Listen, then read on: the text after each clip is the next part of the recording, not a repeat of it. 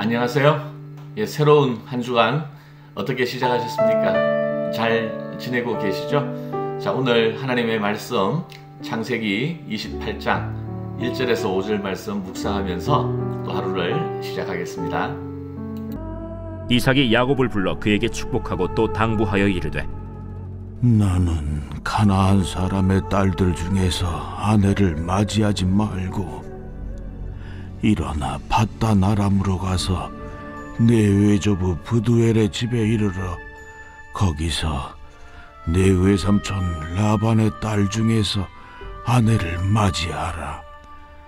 전능하신 하나님이 내게 복을 주시어 네가 생육하고 번성하게 하여 네가 여러 족속을 이루게 하시고 아브라함에게 허락하신 복을 내게 주시되 너와 함께 내 자손에게도 주사 하나님이 아브라함에게 주신 땅 곧 네가 거류하는 땅을 네가 차지하게 하시기를 원하노라. 이에 이삭이 야곱을 보내매 그가 밧단 아람으로 가서 라반에게 이르렀으니 라반은 아람 사람 브두엘의 아들이요 야곱과 에서의 어머니 리브가의 오라비더라. 계속 이제 야곱의 이야기가 이어지고 있습니다. 야곱이 에서의 장자의 명분과 또 아버지의 축복을 가로챘습니다. 이 일로 인해서 에서가 격분을 했죠.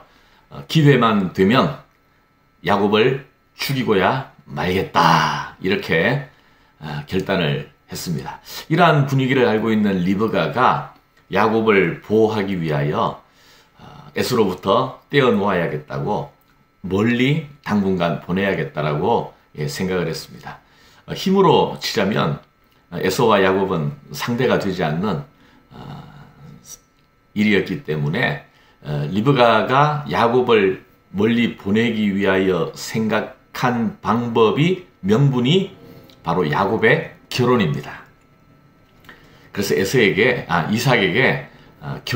야곱의 결혼 문제를 얘기하는데, 이미 이삭이 장남인 에서가 이방 여인들하고 해쪽 속의 여인들과 결혼을 한 걸로 인해서 부모와 상의도 없이 그렇게 한 걸로 인해서 상심하고 근심하는 것을 리브가가 잘 알고 있었습니다. 그래서 이제 이 야곱만큼은 그렇게 해서는 안 되지 않겠느냐. 아버지인 이삭처럼 밧단 아람의 고향 땅에 가서 거기서 신부감을 찾을 수 있도록 지금 해야 된다. 그렇지 않으면 야곱이 또 이방 여인들과 결혼하면 어떻게 하겠느냐. 이렇게 지금 얘기했죠.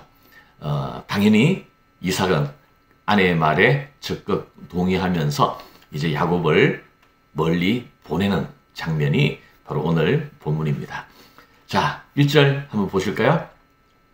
이삭이 야곱을 불러 그에게 축복하고 또 당부하여 이르되 너는 가나안 사람의 딸들 중에서 아내를 맞이하지 말고 일어나 밧단 아람으로 가서 내 외조부 브두엘의 집에 이르러 거기서 내 외삼촌 라반의 딸 중에서 아내를 맞이하라. 자, 그러면서 야곱을 축복합니다. 자, 3절 전능하신 하나님이 네게 복을 주시어 네가 생육하고 번성하게 하여 네가 여러 족속을 이루게 하시고 아브라함에게 허락하신 복을 내게 주시되 너와 함께한 내 자손에게도 주사 하나님이 아브라함에게 주신 땅 곧 네가 거류하는 땅을 네가 차지하게 하시기를 원하노라. 자, 아브라함의 복, 언약의 축복을 야곱에게 하는 거예요. 그런데 이번에는 정말 이삭이 야곱을 향하여 진심으로 축복하고 있습니다. 사실 27장에서 우리 지난 그저께 주일날 말씀드렸죠. 이삭이 사실 축복하려고 했던 아들은 야곱이 아니라 에서였습니다. 에서에게 사냥을 해와서 별미를 만들어 오면 내가 축복하겠다. 그런데 야곱이 아버지를 속인 거잖아요. 그래서 그 축복을 가로챈 거잖아요. 그러나 이삭이 뒤늦게 이 모든 것이 하나님의 섭리였다는 것을 깨닫고 두려움으로 몸을 떨면서 이제 하나님의 그 섭리를 받아들인 것입니다. 자, 이제 야곱이 이렇게 집을 떠나게 되는 거예요. 자, 이제 흥미로운 질문을 하나 드리겠습니다. 만약 야곱이 지금 이렇게 집을 떠나지 않았다면 어떻게 되었을까?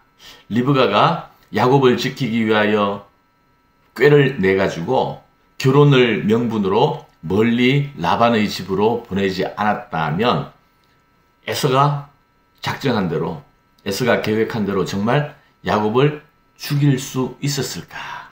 여러분 어떻게 생각하세요? 그렇지 않죠. 왜냐하면 하나님께서 야곱을 축복하셨고 또 야곱을 지켜 주실 것을 우리가 잘 알고 있습니다.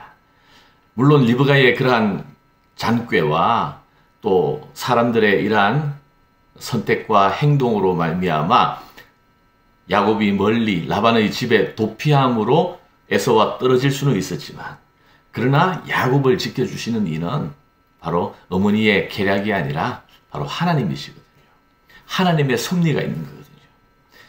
물론 우리가 어떤 행동을 하든지 하나님의 일은 계속 진행됩니다. 그래서 로마서 8장 28절에 뭐라 그랬어요? 우리가 알거니와 하나님을 사랑하는 자 곧 그 뜻대로 부르심을 입은 자들에게는 모든 것이 합력하여 선을 이루느니라. 아멘. 하나님의 섭리 속에서 결국 하나님의 일을 이루어 가신다. 사울 왕이 다윗을 죽이려고 혈안이 되어 있었습니다. 다윗이 자기의 자리를 위협하는 것으로 생각을 해가지고 다윗을 죽이기 위하여 자기가 동원할 수 있는 모든 힘을 다했습니다. 전국에 수배령을 내렸고 또 군대를 동원해서 샅샅이 수색했습니다. 어떻게든 다윗을 죽이는 것이 사울 왕의 국정과제 제1호였습니다. 그러나 결국 다윗을 죽이지 못했어요. 왜요? 다윗이 잘 도망가서 그렇습니까? 아니죠. 하나님께서 다윗을 보호하셨기 때문에. 이것을 체험했던 다윗이 뭐라고 고백합니까? 시편 27편 3절에 보니까 군대가 나를 대적하여 진칠지라도 내 마음이 두렵지 아니하며 전쟁이 일어나 나를 치려할지라도 나는 여전히 태연하리로다. 바로 하나님이 자기를 보호하신다는 것을 다윗이 체험했기 때문에, 그것을 굳게 믿었기 때문에.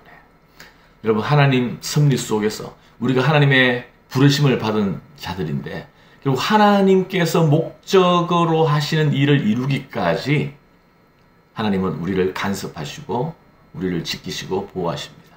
죽음도 우리를 이기지 못한다는 것입니다. 자, 여러분, 사람의 말, 또 사람의 시선에 매이지 않기를 바랍니다. 오늘도 세상의 요구와 압박을 두려워하지 말고 하나님이 원하시는 모습, 하나님이 기뻐하시는 자리, 그 자리에 오늘 하루도 설 수 있기를 주님의 이름으로 축원합니다. 기도하겠습니다. 하나님 감사합니다. 참 야곱이 자기의 생명의 위기를 느끼고 멀리 이제 외삼촌의 집으로 떠나는 장면을 또 우리가 묵상합니다.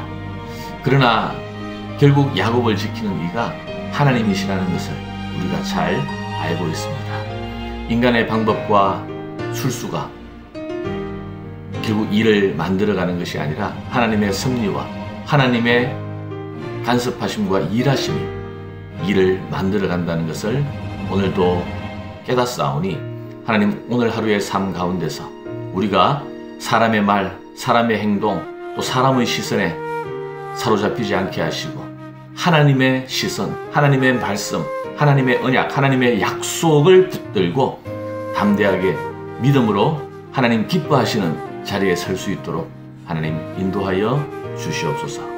예수님 이름으로 기도하옵나이다. 아멘.